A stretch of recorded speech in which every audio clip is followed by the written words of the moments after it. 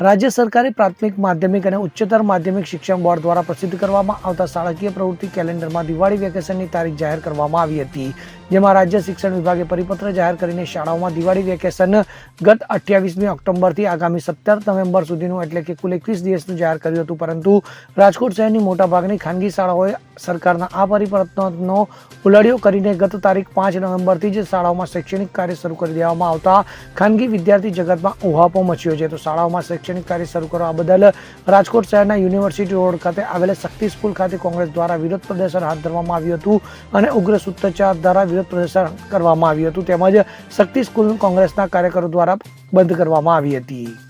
મારું નામ બ્રિજેશ મહેતા છે, શક્તિ સ્કૂલનો હું સંચાલક છું.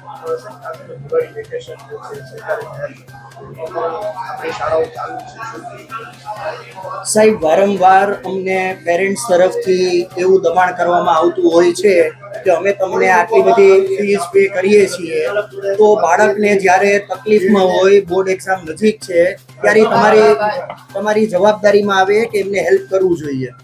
અત્યારે સ્કૂલ ઓપ્શનલ છે. જે બાળકને ખૂબ જ ડર લાગે છે પરીક્ષાનો અને જેને એવો ડર છે કે અમે ફેલ થઈ જશું, તો આજે એક શિક્ષક તરીકે અમારી જવાબદારી આવે કે એમને હેલ્પ કરવી.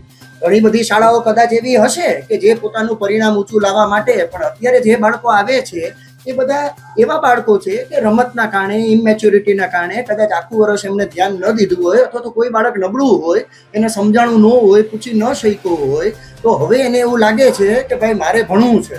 હવે ફેબ્રુઆરીમાં એક્ઝામ છે. આ વર્ષે ઘણા બધા કારણોસર સ્કૂલોના વર્કિંગ ડેઝ ઘટ્યા છે. જે ટીઆરપી અગ્નિકાંડ બન્યો એના પછી પણ સ્કૂલો બંધ હતી. વાવાઝોડાનો વચ્ચે સમય હતો ત્યારે પણ સ્કૂલોમાં રજા હતી. તો કોર્સ તો પતી ગયા છે અમારે, એટલે કોઈ એવું નથી કે કોર્સ પતાવવા માટે અથવા તો રિઝલ્ટ ઊંચું લઈ આવવા માટે, રાઈટ. પણ જે બાળકની હેલ્પની જરૂર છે, જેમના વાલીઓ કહે છે, એ બધા ઓપ્શનલ પોતાની મેળે આવે છે. આ માટે સ્કૂલ એક પણ પૈસાનો એક્સ્ટ્રા ચાર્જ નથી કરતી. શિક્ષક પણ પોતાનું વેકેશન મૂકી અને આવીને બાળકને હેલ્પ કરે છે, મોટિવેટ કરે છે. તો એ જવાબદારીના ભાગરૂપે કે આજે સમાજ પ્રત્યે મારી જવાબદારી છે. નહીતર આ બધું કરવાથી બાળક કાં તો સુસાઇડ કરી લેશે જો એ બહુ ગભરાશે તો, અથવા તો આપણે ટ્યુશન ક્લાસ કલ્ચરને પ્રમોટ કરીએ છીએ કે પ્રાઇવેટ ટ્યુશન ક્લાસ રાજકોટમાં બધા ચાલુ છે, ત્યાં પણ વિદ્યાર્થીઓ જ જાય છે. જો આપણે ખરેખર વિદ્યાર્થીઓના હિત માટે કામ કરતા હોય તો એ બધાને પણ બંધ કરાવવા જોઈએ. તો તેમાં આજે અમે સંચાલકોને રજૂઆત કરવા છે કે અમને વિદ્યાર્થીઓની અઢળક ફરિયાદો મળી. 28 ઓક્ટોબરથી 17 નવેમ્બરનું જો વેકેશન હોય, રાજ્ય સરકારે આવો પરિપત્ર કર્યો હોય, તો રાજ્ય સરકાર શા માટે પરિપત્ર કરે? અમને વિદ્યાર્થીઓ અઢળક ફરિયાદો અને ફોન કરે છે. ત્યારે સંચાલકો વિદ્યાર્થીઓને હિત જ ઈચ્છે છે, સ્કૂલે બોલાવે તેમને શિક્ષણ આપે છે, પરંતુ એકબીજી સંસ્થાઓની દેખાદેખી અને હરીફાઈના કારણે બાળકો ઉપર શિક્ષણનું માનસિક બોજને કારણે પરમ દિવસે મોદી સ્કૂલની વિદ્યાર્થીનીએ સુસાઇડ કર્યું છે. વિદ્યાર્થીઓ ઉપર તમે કેટલું ભાર વગરના ભણતરની વાત કરો છો, કેટલું બોજ આપશો? ખરેખર વિદ્યાર્થીઓને વધુ પડતા ભણતરથી માનસિક બોજ વધે છે અને એમને કારણે આપઘાતના કિસ્સાઓ દિવસે ને દિવસે વધી રહ્યા છે.